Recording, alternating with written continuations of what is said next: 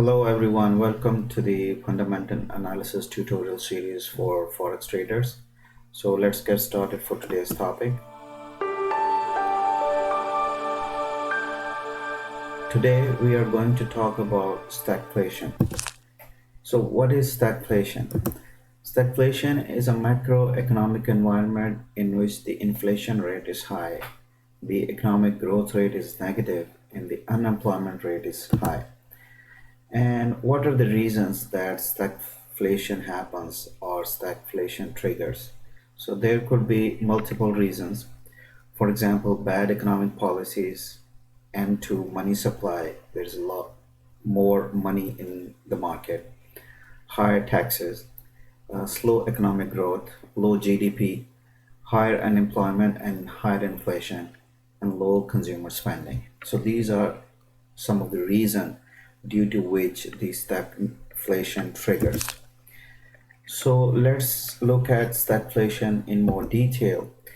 Stagflation is an environment in which it is bad for both bonds and stocks, and stagnation and inflation amplify each other, causing economic conditions to deteriorate further.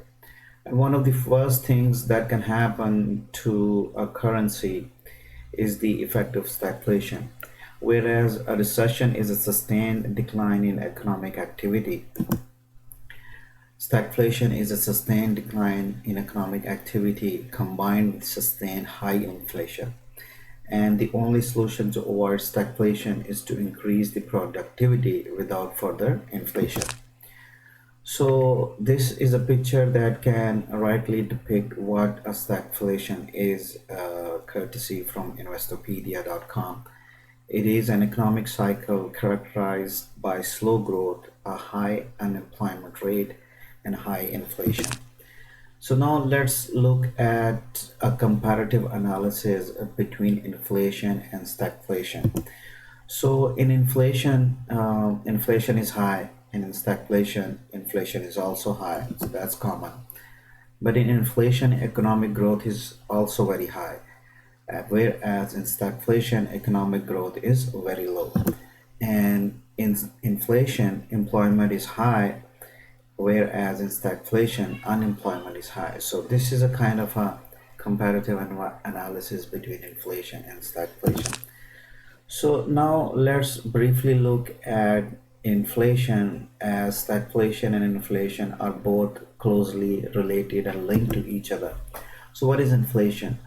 So let's look at an example that we have in product of bread column 100,000 of units of bread, and the currency notes available in the market are the same as 100,000. So we will determine the price of each bread as 1.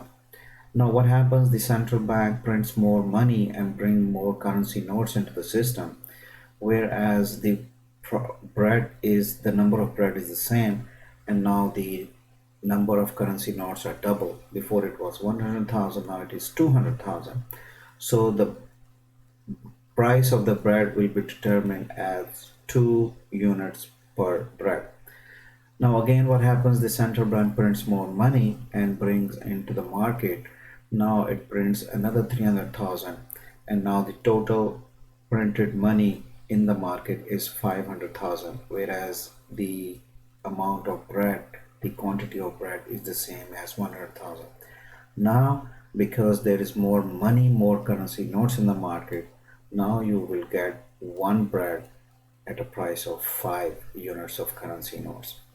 So this is what happens, that inflation is actually the total number of circulated currency notes in the market.